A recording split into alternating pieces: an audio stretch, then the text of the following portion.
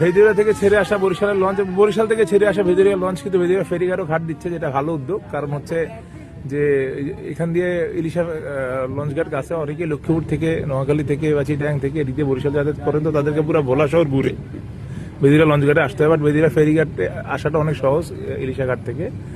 এই জন্য আসলে দেখতে পাচ্ছেন মূল ফেরিঘাটে বার্থিং করবে না, পাশেই বার্থিং করবে। ওই লঞ্চটা বরিশাল থেকে ছেড়ে এসেছে, আর এই লঞ্চটা হচ্ছে আমরা মাত্রই বেদিরা থেকে ছাড়লাম বরিশালের উদ্দেশ্যে। সুন্দর ব্যবস্থা, এই জন্য মানে অনেক যাত্রী যাদের সহজ হয়েছে এর কারণে। এই লঞ্চটা থেকে লোকজন নেমে এখান থেকে আবার এখন ইলিশা দিয়ে লক্ষ্মীপুরে লঞ্চ ধরতে পারবে। এবং এই যাত্রীগুলো হয়তো লক্ষ্মীপুর থেকে এসেছে, লক্ষ্মীপুরের বিভিন্ন জায়গা থেকে এসেছে, সেখান থেকে বেদিরিয়া এসে এখন এখান থেকে উঠবে।